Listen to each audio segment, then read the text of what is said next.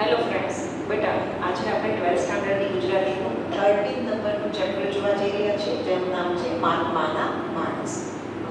મહાત્મા તળપદો શબ્દ છે. મહાત્મા એટલે મહાત્મા, મીન્સ મહાત્મા ગાંધીની કંઈક આ ચેપ્ટરની અંદર વાત થઈ હશે એવું આપણને ટાઇટલ પરથી જ સમજાય છે. ઓકે, મહાત્માના માણસ લેસનનું નામ છે. એના કોઈ લેખક નથી, લેખિકા છે. કોણ? ધીરુબહેન ગોવર્ધનભાઈ પટેલ. ધીરુબહેન પટેલ એનું નામ છે, પણ ક્યારેક બેટા તમને પૂછાય ધીરુબહેનનું પૂરું નામ જણાવો તો આપણો આન્સર શું હશે? ધીરુબહેન ગોવર્ધનભાઈ પટેલ. ઓકે, અને નવલિકા કે ટૂંકી વાર્તાનું સાહિત્ય પ્રકાર છે. ટૂંકી વાર્તા સાહિત્ય પ્રકાર છે ઇન્કિલાબ જિંદાબાદમાંથી લેવામાં આવ્યું છે. પાઠ શેમાંથી લેવામાં આવ્યું છે બેટા? ઇન્કિલાબ જિંદાબાદમાંથી. ને હવે બેટા આપણે લેસન છે એની સ્ટોરી શરૂ કરતા પહેલા તમે બેટા સમજી ગયા છો કે આપણું લેસન છે એ લેસનની અંદર મહાત્મા ગાંધીનું પાત્ર છે. એટલે તમે જાતે જ સમજી શકો છો કે લેસન કેટલો બધો અગત્યનો હશે. આની અંદર 3 સવિસ્તર ક્વેશ્ચન છે. 3-4 વાક્યમાં પ્રશ્નના જવાબ છે. એક વાક્યમાં કેટલા બધા છે. આ બધા જ ખૂબ અગત્યના આપણા પ્રશ્નો છે. ઓકે, મુખ્ય થીમ શું છે, લેસન છે એનું કથા વસ્તુ શું છે એ જોઈએ. પહેલાં માત્ર 2-3 લાઈનની અંદર જોઈ લઈએ કે આપણો દેશ છે એને આઝાદ કરવા માટે છે એ કેટલા બધા લોકો છે, કેટલા બધા સત્યાગ્રહીઓ છે, એણે કેટલા બધા દેશવાસીઓ છે એણે જીવનની કંઈક વિટંબણાઓ સહન કરી છે. એક બાજુ રાષ્ટ્રીય વિટંબણાઓ હોય છે તો એક બાજુ ઘર જીવનની કેટલીક તકલીફો હોય છે. એમાં સાતત્ય સાધતા અડગ રહીને માતૃભૂમિ માટે છે કેટલું સહન કર્યું છે, ત્યારે જઈને આપણને આઝાદી મળી છે. એનો આછો પરિચય બેટા મળશે આપણને આ લેસનનું મુખ્ય પાત્ર, મુખ્ય નાયક મણિભાઈ. ઓકે, હવે લેસન છે એમાં કયા મુખ્ય પાત્રો છે જરા જોઈએ. મણિભાઈ છે, આપણું મોસ્ટ વેરી મોસ્ટ આઈએમપી પાત્ર છે. પછી એની પત્નીનું નામ છે બેટા હીરા, અને આ બંનેનો પુત્ર છે એ રાવજી. આટલા અગત્યના પાત્રો છે. આપણે જાણીએ છીએ મહાત્મા ગાંધી છે એ ઇનડાયરેક્ટ આપણું પાત્ર છે, અગત્યનું પાત્ર છે કે જેની આજુબાજુમાં આ બધા પાત્રો છે એ બનાવેલા છે. લેસન છે એમાં બેટા કેવી રીતે આપણને મળ્યો છે લેસનની સ્ટોરી તો કે છે અત્યારે આપણને પ્રેઝન્ટ વર્તમાન કાળ આપશે. ફરી પાછા છે આપણા લેખિકા ધીરુબહેન છે આપણને ફ્લેશબેક ભૂતકાળની યાત્રામાં લઈ જશે. ફરી પાછું વર્તમાન કાળ આવશે. તો જેવું લેસન છે બેટા, જેવી સ્ટોરી છે એવી જ હું તમને આપવાનો પ્રયત્ન કરું છું. ધ્યાનથી સાંભળજો. ગ્રામેટિકલ ટોપિક માટે પણ બહુ જ અગત્યનું લેસન છે આપણું. મણિભાઈ છે એ સત્યાગ્રહમાં જોડાયા હશે, જેલમાં ગયા હશે ને હવે જેલમાંથી છૂટી ગયા છે. આપણો લેસન શરૂ થયો. જેલમાંથી છૂટી અને મણિભાઈ છે એ ચાલતા ઘર તરફ આવે છે ત્યારે મણિભાઈનું મનોમંથન તમારું બેટા 4 માર્ક્સનો આન્સર સ્ટાર્ટિંગમાં જ શરૂ થઈ ગયો. સ્ટાર્ટિંગના 2 પેરેગ્રાફ એટલે આપણો 4 માર્ક્સનો આન્સર. ક્વેશ્ચન શું છે બેટા? જેલમાંથી છૂટીને ઘર તરફ આવતા મણિભાઈનું મનોમંથન તમારા શબ્દોમાં વર્ણન. તો જેલમાંથી છૂટી અને મણિભાઈ આવતા હતા તો એ મનમાં કહેતા હતા કે કોઈ સાંભળનાર નથી. મનોમંથન, મન સાથે વાત થઈ રહી છે કે જે માફી માંગીને નથી છૂટ્યો, કંઈ જખ મારીને છોડ્યો છે. શું કહે છે? સરકારી જે ત્યાંના કર્મચારીઓ હતા, જેલના વોર્ડરો, પોલીસ વગેરે વગેરે, એ કે છે એની પાસે કે મેં માફી નથી માંગી, માફી માંગીને નથી છૂટ્યો, જખ મારીને એ લોકોએ સામેથી છોડ્યો છે. એવું તો શું બન્યું જરા જોઈએ. અને જખ મારીને મને છોડ્યો છે પછી તરત જ આપણા લેખિકા કહે છે કે એ જે વાત છે કે જખ મારીને છોડ્યો છે એ કેફ, એ નશો છે એના પગના પ્રત્યેક ડગલામાં છે એક નવું જોમ પૂરતો હતો. અને એ પોતાના ગામના ધોળિયા માર્ગમાં લાંબી ડાફે, ડાફ પણ કેવી લાંબી ડાફે છે એ ધૂળના નાના ગોટા ઉડાડતો છે તે ચાલી રહ્યો હતો. તો નાના લાંબી આ બધા આપણા વિશેષણ, ગુણવાચક વિશેષણ. મીન્સ આપણને મણિભાઈ દેખાશે એકદમ દુબળો પતળો થઈ ગયેલો છે, જેલમાંથી છૂટ્યો છે, આમ તો જોયો ને એવો છે, યસ મેં કઈ માફી માંગીને નથી છૂટ્યો, ચક મારીને સરકારે મને છોડ્યો છે, અને આમ જોમથી એ ચાલતો હશે, એ કેફ એના પગમાં જોમ પૂરી રહ્યો છે, નશો પૂરી રહ્યો છે. બાકી તો એના શરીરમાં રહ્યું બધું જ શું?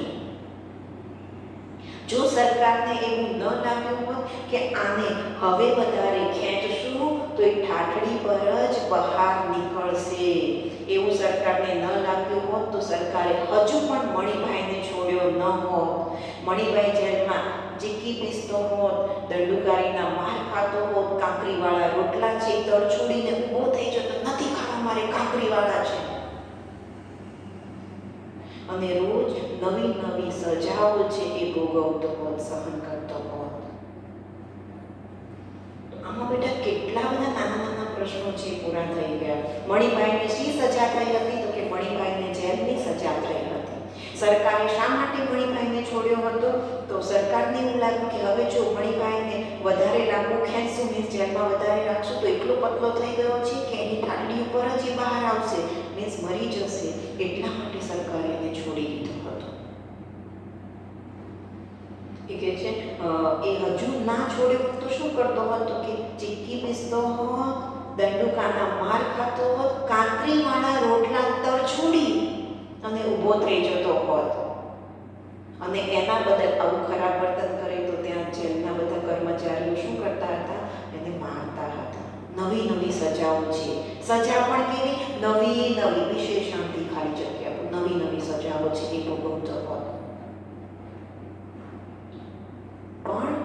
પણ હવે એ છે એ છૂટી ગયો છે કે જે આ લોકો આ એની નવી નવી સજા કરતા હતા, એનું એને મન કંઈ ન હતું, એનાથી નહોતી સહન થતી તો એ ગાળ.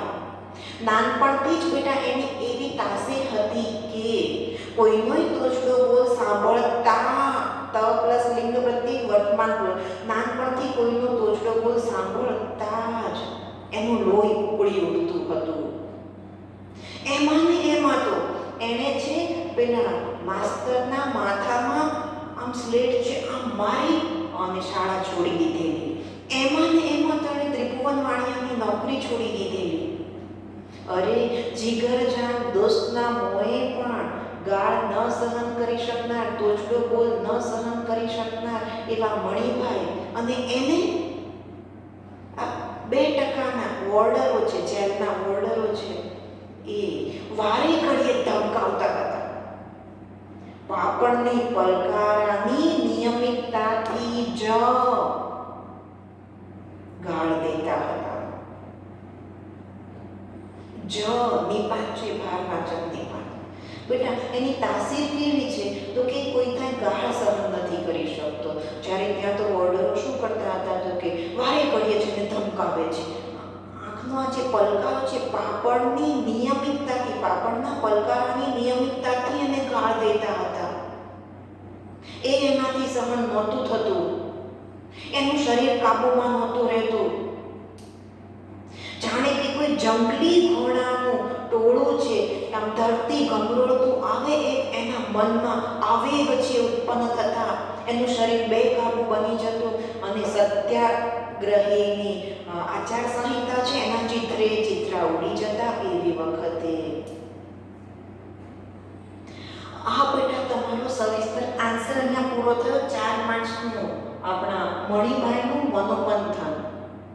ફરી વખત ફટાફટ બધી જ બાબતો છે તમને આપી દઉં છું. 4 માર્ક્સનો આન્સર છે એટલે રિપીટ થશે. ઘર તરફ જતા મણિભાઈનું મનોમંથન તમારા શબ્દોમાં વર્ણવો. તો મણિભાઈ જે ઘર તરફ જતા બોલતો હતો કે કંઈ સરકાર પાસે માફી માંગીને નથી છૂટ્યો, જખ મારીને સરકારે છોડ્યો છે, અને એ વસ્તુ જેના મગજ છે, એના પગ છે, એના પ્રત્યેક ડગલાને એક નવો કેફ છે આપતો હતો, અને એ ધૂળિયા માર્ગ ઉપર છે એ નાના નાના ધૂળના ગોટા ઉડાડતો છે એ ચાલ્યો જતો હતો. બાકી મણિભાઈના શરીરમાં રહ્યું હતું જ ક્યાં કંઈ.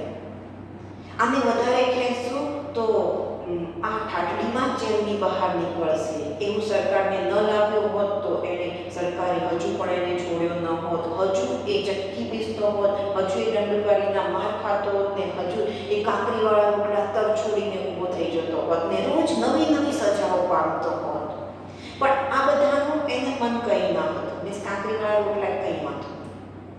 એનાથી નહોતી સહન થતી તો એ ગાળ. મણિભાઈને શું સહન નહોતું થતું? ગાળ સહન નહોતી થતી. નાનપણથી જ એની તાસીર હતી કે કોઈનો તોછડો બોલ સાંભળતા જ એનું લોહી ઉપડી ઉઠતું હતું.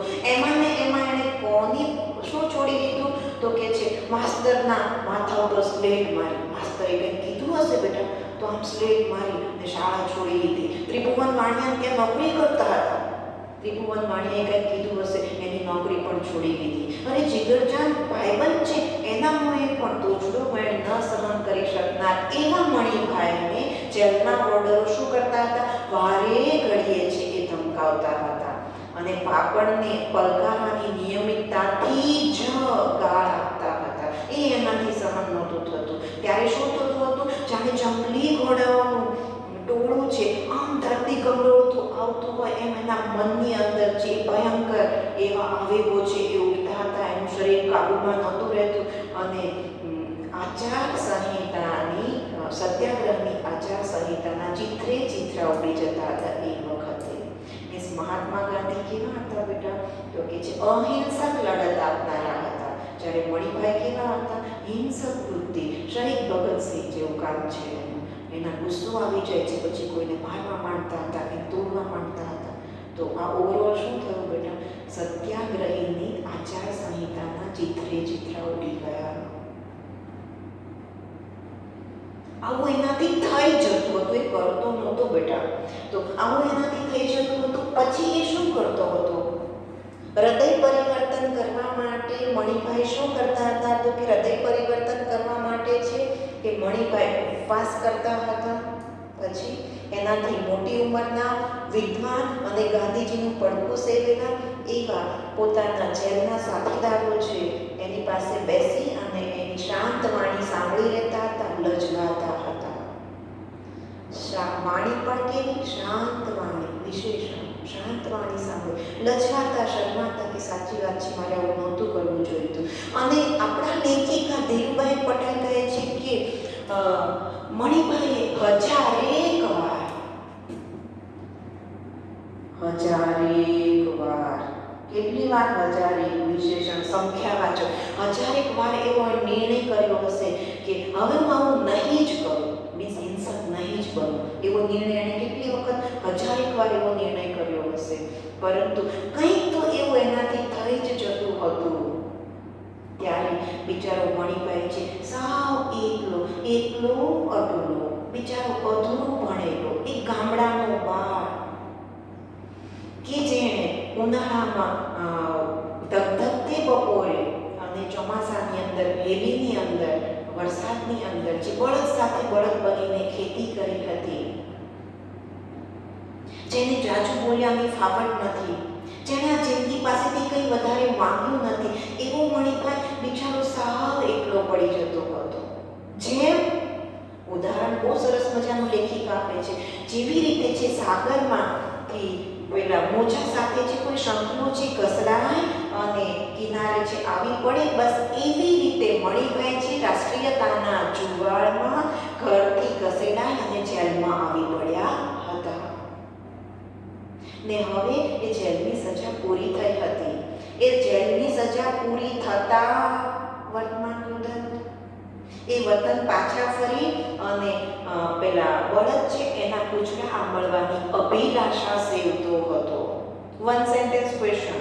મણિભાઈ કઈ અભિલાષા હતી મણિભાઈને? તો કે મણિભાઈને જેલમાંથી છૂટી ઘરે પાછા જઈ વતનમાં પાછા બળદ છે એના પૂંછડા છે આંબળવાની અને ખેતી કરવાની ઈચ્છા હતી, અભિલાષા હતી. પછી ધ્યાનથી સુનજો દરેકે દરેક બચ્ચું. એકદમ મસ્ત મજાનો લેસન છે તમારો. આવું બધું એને કરવું ન હતું પણ એનાથી ક્યારેક આવું થઈ જતું હતું. જેને કારણે છે કોને આ વસ્તુ ગમતી ન હતી? તો કે છે સરકારને, જેલના સરકારના અધિકારીઓ છે એને ગમતી ન હતી, પોતાના સત્યાગ્રહી સાથીઓ છે એને પણ ગમતી ન હતી. એને બદલે એને માટે એને શું કરવું પડતું હતું? તો કે સરકારના માણસોનો માર ખાવો પડતો હતો અને પોતાના સાથીદારો છે મૃદુ ભાષી ભાષા પણ કેવી મૃદુભાષી વિશેષણથી મૃદુભાષી એવા સાથીઓનો ઠપકો સહન કરતો હતો. એ લજવાતો હતો, એની શાંત વાણીને સાંભળી રહેતો હતો બિચારો. અને આવામાં ધ્યાનથી સાંભળજો બેટા, આ બધા એના જેલવાસના અનુભવો છે. આ તો આન્સર એક પૂરો થયો જ થયો કે મનોમંથન, અને સાથે સાથે મણિભાઈના જેલવાસના અનુભવો તો આવા એને અનુભવો થયા છે. એ 4 માર્ક્સનો આન્સર બી શું છે જોડે જોડે. આ બધા સમયગાળાની અંદર એક ઝાંખું સ્વપ્ન એના મનમાં આકાર લઈ રહ્યું હતું. સ્વપ્ન પણ કેવું ઝાંખું ગુણવાચક વિશેષ. ઝાંખું સ્વપ્ન જે આકાર લઈ રહ્યું હતું કે મારે મહાત્મા ગાંધીને આશ્રમમાં જઈને પૂછવું છે, આવું તે કેવું મોંઘા મોએ ગાળ સહન કરી લઉં તો જ ભારત માતા આઝાદ થાય. ને તમારો મોસ્ટ પેન્ટલી 1 સેન્ટેન્સ ક્વેશ્ચન પૂરો થયો. મણિભાઈએ મહાત્મા ગાંધીના આશ્રમમાં જઈને ગાંધીજીને કયો પ્રશ્ન પૂછ્યો હતો? એવું કેવું કે હું મૂંગા મોએ ગાળ સહન કરી લો તો જ ભારત માતા આઝાદ થાય. આ તમને વારંવાર પૂછાતો પ્રશ્ન છે. આ વાત બેટા કોને સમજાતી ન હતી? તો કે છે મણિભાઈને સમજાતી ન હતી કે અહિંસા પરમો ધર્મ, અહિંસા જ પરમ ધર્મ છે, શ્રેષ્ઠ ધર્મ છે. બેટા કોઈ પણ ધર્મશાસ્ત્ર કાઢો, એ હિન્દુ ધર્મ હોય કે ક્રિશ્ચન, કોઈ પણ પ્રકારનો ધર્મ છે, બધે અહિંસાને મુખ્ય ધર્મ કહો છો. પણ આ વાત એના ચાહે સ્વામિનારાયણ સંપ્રદાય લઈ લો, વૈષ્ણવ સંપ્રદાય લઈ લો, ગોપાળા લઈ લો, સ્વામિનારાયણ ભગવાનની શિક્ષાપત્રીની અંદર પણ 8મો એમ જ શ્લોક છે આપ્યો છે, અહિંસા. જાણીને તો નાના જીવ ચાચડ માંકડની પણ હિંસા ન કરવી મારા આશ્રિત જનોએ. પણ આને તો મનમાં એ પ્રશ્ન થતો હતો ને ગાંધીજીને પૂછવો પણ કયો પ્રશ્ન? એવું કેવું કે હું મૂંગા મોએ ગાળ સહન કરી લઉં તો જ ભારત માતા આઝાદ થાય? મીન્સ એ કાળ તે તમારી હિંસા ન કરે, મારે મરાય નહીં. એને સમજાતું ન હતું. છતાં પણ જેલવાસ દરમિયાન છે એના સુશિક્ષિત સાથીઓની મદદથી એનું શિક્ષણ ઘણું બધું આગળ વધ્યું હતું. ઠીક આગળ વધ્યું હતું. અને અનેક અજાણી પુસ્તકના પાનામાંથી એના જીવનમાં પ્રકાશ પથરાયો હતો. અને ધીમે ધીમે મણિભાઈ બદલાતો જતો હતો. ને આ બદલાયેલો મણિભાઈ શું કરે અને શું નહીં કરે એને સમજાતું ન હતું. આ બધી નવી વસ્તુ, નવી પરિસ્થિતિ એને ઘડીક ગમતી હતી તો ઘડીક નહોતી ગમતી. પણ હવે એ બધું પૂરું થઈ ગયું હતું. અને એ છે એ ઘર તરફ જતો હતો. મણિભાઈ તો મણિભાઈ જ હતો, એ કંઈ આઈન્સ્ટાઈન ન હતો. લેખિકા બહુ સરસ મજાની વાત કહે છે, મણિભાઈ તો મણિભાઈ જ હતો, અનન્વય અલંકાર, કોઈ આઈન્સ્ટાઈન ન હતો. છતાં એણે સાપેક્ષતાનો સિદ્ધાંત શોધી કાઢ્યો. કયો સાપેક્ષતાનો સિદ્ધાંત શોધી કાઢ્યો? એને થયું કે હું આ જેલની અંદર મહિનાઓને વર્ષો ગાળીને આવું છું, જાણે કે એક ભાવ પૂરો થઈ ગયો છે.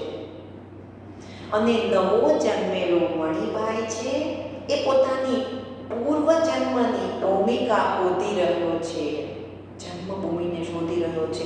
આવું કોને લાગતું હતું બેટા? આપણા મણિભાઈને. ક્યારે એને એવું લાગતું હતું? જ્યારે જેલમાંથી ઘર તરફ આવી રહ્યા છે ત્યારે એને આવું લાગતું હતું.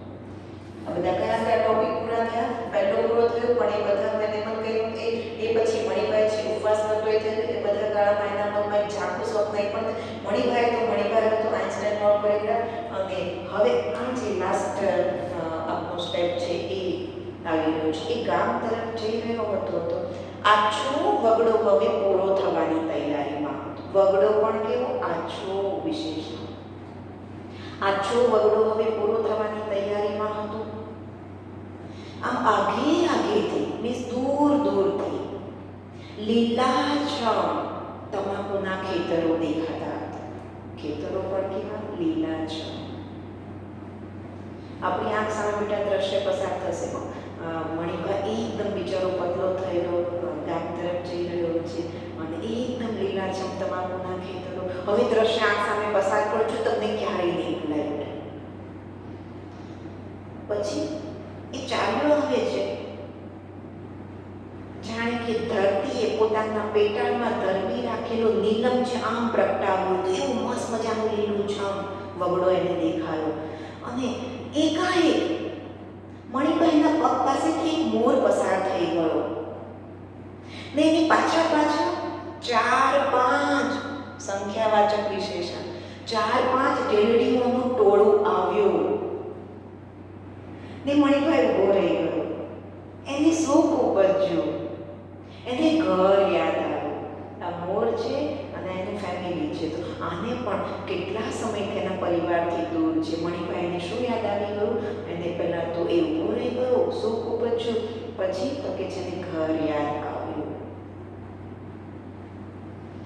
ને તરત જ બેટા આપણા મણિભાઈ છે એની કલ્પના શરૂ થાય છે કે હું ઘરે પહોંચીશ ત્યારે ઘરનું વાતાવરણ કેવું હશે, ઘરના સભ્યો મને કેવો આવકારશે. આપણો આન્સર શું થઈ ગયો છે? એને ઘર યાદ આવ્યું ને તરત જ એના બાપા કહો કે પિતા છે વેરીભાઈ એ મને જોઈ અને કહેશે, મણિભાઈ આયા ભાઈ? અને જવાબની ખેવના વગર જન્મમાં રહેલો દેવતા છે આમ કોતરવા માંડશે. એ મને કહેશે કંઈ નહીં પણ રાજી તો થશે જ, અને કદાચ આમ તીરછી નજરે છે એ મારી સામું મારા દેહ સામું જોઈ રહેશે. મીન્સ દુબળો થઈ ગયો છું, કદાચ દુઃખી થશે પણ કંઈ બોલશે નહીં કે કહેશે નહીં. ને તરત જ એ બધું બહારનું કામ, પિતામાંથી કોણ યાદ આવી? માતા. એ બધું બહારનું કામ. બહાર શું કરશે? કલ્પના કેવી છે ને પછી વાસ્તવિકતા શું બનશે જરા જોજો. બા તો પરસાળના ઉંબરા સુધી દોડી આવશે અને ભલી હશે તો છેક ચોક સુધી દોડી આવશે. ને મને જોઈને આયો પહેલા, હાય હાય કેવો થઈ ગયો છે જો તો, એમ કરીને આંખમાં આંસુ ભરી લેશે. બા છે ને બેટા રડી પડશે પોતાના દીકરાને દુબળું પાથરું જોઈને. આંખમાં છે એ આંસુ ભરશે અને પછી ઝટપટ ઘૂંટાતી છે આંસુ લૂછી અને ઘરમાં જઈ અને પાણીનો લોટો છે લઈ આવશે. અને આંખ સામે દ્રશ્ય પસાર કરજો બેટા. મહિનાઓથી દૂર એવો મણિભાઈ આવ્યો છે, માતા હરખઘેરી બની ગઈ છે, દુબળો પડી ગયેલો છે જોઈને આંસુ આવે છે, પણ આવ્યો તો ખરા મારો છોકરો. એનો હર્ષ છે, ખુશી છે, આમ પાણીનો લોટો. અને મણિભાઈ બોલે છે કે એ સોનું તે વળી શી ચીજ છે, એવો ચળક ચળક કરતો લોટો, મારી બાના હાથથી ઘસેલો લોટો. અને વળી એમ ઠંડુ પાણી, પાણી પણ કેવું ઠંડુ પાણી. માણસ બીજું શું માંગે આ દુનિયામાં? મીન્સ કોઈ પણ વ્યક્તિને ઘરના સભ્યો દ્વારા આટલો સ્નેહ મળી રહે તો દુનિયામાં બીજી કોઈ અપેક્ષા ન હોવી જોઈએ. માતા મને આટલી સ્નેહ કરે છે. એટલે જ કહ્યું છે ને બેટા કે if father is head of the family but mother is heart of the family. માતા છે એ ફેમિલીનું હાર્ટ છે, હૃદય છે. પિતા ખાલી જોશે, દુઃખી થશે પણ કંઈ બોલશે. માતા કેટલી લાગણી દર્શાવે છે. આંખો છે એમાં પાણી ભરી લીધા, ઠંડુ પાણી સરસ મજાનું આપ્યું ને કે હું પાણી પી લઈશ. પણ પછી બેટા લેખિકા કહે છે ધ્યાનથી સાંભળજો. આ જે મણિભાઈ છે એની અંદર જે જન્મેલો નવો મણિભાઈ છે એ ધીમે ધીમે બોલતો હતો. કયો નવો મણિભાઈ? સત્યાગ્રહી એવો મણિભાઈ જે ગાંધીજીના વિચારોથી અંજાયો છે, પ્રભાવિત થયો છે. એ મણિભાઈ અંદર ધીમે ધીમે બોલતો હતો. શું બોલતો હતો? પણ બા હજુ ઘૂંટો તાણે છે. પેલા કાઠિયાવાડના જેવો છેક લાંબો નહીં પણ કપાળ ઢંકાઈ જાય એટલો તો ખરો જ ની વાત. બાને એકવાર બાપુના આશ્રમે લઈ જવી પડશે. ત્યાં બધા એને સમજાવી દેશે, લાજ ન કાઢવી, ઘરેણા ન પહેરવા. આ એની કલ્પના છે બેટા. અને પછી બેટા એ આમ ભાગોળમાં પેસતો મીન્સ પ્રવેશતો હસી જ ઉઠ્યો. કેમ હસી ઉઠ્યો? કે છે બા તો ઠીક પણ હીરા હીરાબાઈની પત્ની. પહેલાં એને પિતા યાદ આવ્યા બેટા, પછી મણિભાઈને હીરા યાદ આવે છે, પછી પોતાનો પુત્ર પણ યાદ આવશે. પણ હીરાને કોઈ કાળે સમજાવી શકાય કેમ? તો કે હીરાને દાગીનાનો બેહદ શોખ હતો. હીરા કોણ છે બેટા? મણિભાઈની પત્ની. મણિભાઈની પત્નીને શેનો શોખ હતો? તો કે દાગીના પહેરવાનો, ઘરેણા પહેરવાનો બેહદ શોખ હતો. વાક્ય સમજાવો, તમારો 2 માર્ક્સનો આન્સર શું થઈ ગયો છે? તો પહેલું સ્ટેપ બનશે હીરાને દાગીનાનો બેહદ શોખ હતો. એણે પિતાના ઘર તરફથી મળેલા બધા જ ઘરેણા, લગભગ બધા ઘરેણા એ રાત દિવસ છે એ પહેરતી હતી. અને કોઈ સગાવાલાને ત્યાં છે, 7 પેઢીના સગાવાલાને ત્યાં લગ્ન હોય તો એ અચૂક મંજૂસ છે ખોલતી હતી, હાર, પોંચો અને સાંકળા કાઢતી જ. બા છે ક્યારેક ક્યારેક બબડતી, એનો મતલબ સાસુ એની, મણિભાઈની મમ્મી એટલે હીરાના સાસુ એ બબડતી. શું બબડતી? એ કહે છે કે બધી જગ્યાએ જેટલું હોય એટલું પહેરવું છે, એવું કંઈ લખી આવ્યું છે? બધે બધું પહેરવું જ એવું કંઈ લખી આવ્યું છે? એવું સાસુ બોલે તો મણિભાઈ કહે છે કે હીરા છે, મારી માતાને તો સામો જવાબ ન વાળતી, પણ દેરાણીના મોંએ કહેતી. શું? બાપે આવ્યું છે તે પહેરવા માટે કે પટારામાં ઘાલી મેળવા માટે? આવું બોલી દેતી હતી. ને હજુ આન્સરનો લાસ્ટ સ્ટેપ બેટા કે હીરા છે એનો ખોળો ભરવાનો થયો. ઘરમાંથી એને રોકડ રકમ આપવાની વાત છે એ થઈ, ત્યારે તરત જ એ વાતને નકારી કાઢી. એણે તો સિંધિયા શાહી કરાર કરાવ્યા અને લઈને જ જંપી. આ પરથી આપણે કહી શકશું બેટા કે હીરાને ઘરેણાનો દાગીનાનો બેહદ શોખ હતો. આ આન્સર છે તમારો બેટા સ્ટાર વાળો છે, રિપીટ થાય છે.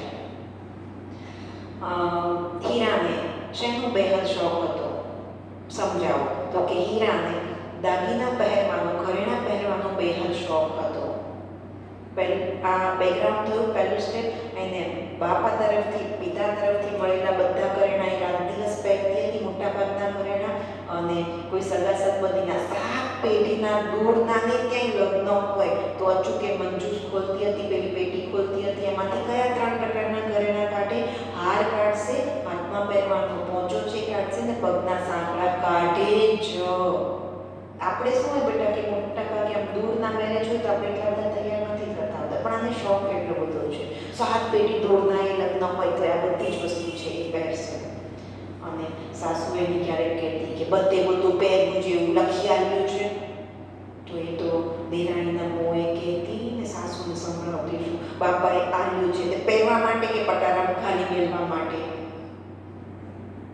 અને હજુ લાસ્ટ સ્ટેપ, કયો લાસ્ટ સ્ટેપ બેટા? તો કે છે એનો જ્યારે ખોળો ભરાવાનો હતો ત્યારે ઘરના લોકો એને રોકડ રકમ આપવાની વાત કરી અને તરત જ નકારી કાઢી. એણે તો સિંધિયા શાહી કળા, ખાલી જગ્યા કળા કરાવ્યા, સિંધિયા શાહી કળા કરાવ્યા અને લઈને જ જંપી. ઈને પ્લસ લિંગ પ્રત્યે સંબંધ ઉદ્ગત. ત્યાં તમારો 3-4 વાક્યનો પ્રશ્નનો જવાબ આપો. એ પ્રશ્ન છે એ પૂરો થઈ ગયો. હવે આજનું આ એક સેશન છે બેટા મહાત્માના માણસ મહાત્માના માણસ પાર્ટ 1. એ જે સેશન છે બેટા એમાં એક વાક્યના કયા અગત્યના પ્રશ્નો આવ્યા? તો કે મણિભાઈને શી સજા થઈ હતી? તો કે જેલની સજા થઈ હતી. સરકારે મણિભાઈને શા માટે છોડી દીધો હતો? તો આને વધારે ખેંચશું તો મણિભાઈ છે એ જેલમાંથી ઠાઠડી ઉપર જ બહાર આવશે એવો ડર લાગ્યો, એટલા માટે સરકારે એને છોડી દીધો હતો. મણિભાઈ હૃદય પરિવર્તન કરવા માટે શું કરતો હતો? તો કે જે ઉપવાસ કરતો હતો, પોતાનાથી ઉંમરે મોટા, વિદ્વાન અને ગાંધીજીનું પડખું સેવેલા એવા સાથીઓ છે એનો ઠપકો સાંભળતો હતો, એને શાંત વાણીને સાંભળી રહેતો હતો. મણિભાઈને શી અભિલાષા હતી? તો કે મણિભાઈને જેલમાંથી છૂટી વતનમાં જઈ અને પેલા બળદ છે એના પૂંછડા આંબળવાની અને ખેતી કરવાની ઈચ્છા હતી. અને 5મો ક્વેશ્ચન, હીરાને કયો બેહદ શોખ હતો? તો કે ઘરેણાનો બેહદ શોખ હતો. યસ, એક બહુ જ અગત્યનો 1 સેન્ટેન્સ ક્વેશ્ચન. આપણા મણિભાઈએ એક દિવસ મહાત્મા ગાંધીના આશ્રમમાં જઈને ગાંધીજીને કયો પ્રશ્ન પૂછ્યો હતો? તો કે આ એવું તો કેવું કે હું મૂંગા મોએ ગાળ સહન કરી લઉં તો જ ભારત માતા આઝાદ થાય? આવો પ્રશ્ન છે એને પૂછ્યો હતો. ત્યાં તમારા એક એક વાક્યના આ સેશનના બધા પ્રશ્નો પૂરા થયા. બીજું તો કે જે 2 માર્ક્સનો હીરા અને દાગીનાનો શોખ હતો એ પૂરો થયો. સવિસ્તરમાં જોઈએ તો જેલમાંથી છૂટીને ઘર તરફ આવતા મણિભાઈ નું મનોમંથન એ પૂરો થયો અને મણિભાઈના જેલવાસના અનુભવો, તો એ અનુભવોવાળો પ્રશ્ન પણ પૂરો થયો. ઓકે બેટા, આટલું સેશન તમને ખૂબ સરસ રીતે સમજાઈ ગયું હશે. અને હવે બેટા આ તો એની કલ્પના કરી કે મારી માતા છે આવી રીતે પાણી લઈને આવશે, હીરા છે ને એ પણ ખુશ થઈ જશે, પણ એ એકચ્યુઅલી જ્યારે પહોંચશે ઘરે આ કાલ્પનિક પરિસ્થિતિ અને વાસ્તવિક પરિસ્થિતિમાં કેટલું જમીન આસમાનનો ફરક હશે. ઘરે જશે તો બધા કેવા બદલાઈ ગયેલા હશે, કેવા કેવા દુઃખો આને સહન કરવા પડશે. એ ધી બેસ્ટ સ્ટોરી છે આપણી બેટા સેકન્ડ સેશનમાં શરૂ થશે. અને બેટા બધા જ વિદ્યાર્થીઓ ધ્યાનથી સાંભળો કે દરેકે દરેક જે લેસન છે તમારો કે પોએમ છે એમાં એક કરતાં વધારે સેશન હોય તો તમારે સમજી લેવાનું પહેલું સેશન અગત્યનું નથી હોતું, માત્ર બેકગ્રાઉન્ડ હોય છે. બીજું session most very most IMP હોય છે. એટલે બેટા એક પાર્ટ 1 જોઈ લીધો પછી 2 નહીં જોઈએ તો ચાલશે, તો એ મૂર્ખામી છે બેટા. પાર્ટ 2 જ અગત્યનું છે. સમજ પડે છે? તો આનું સેકન્ડ સેશન છે એ થશે, પાર્ટ 2 થશે, એને પણ તમે ખૂબ સરસ રીતે જોજો. ઓકે બેટા, મળીએ છીએ મહાત્માના માણસ પાર્ટ 2 સાથે.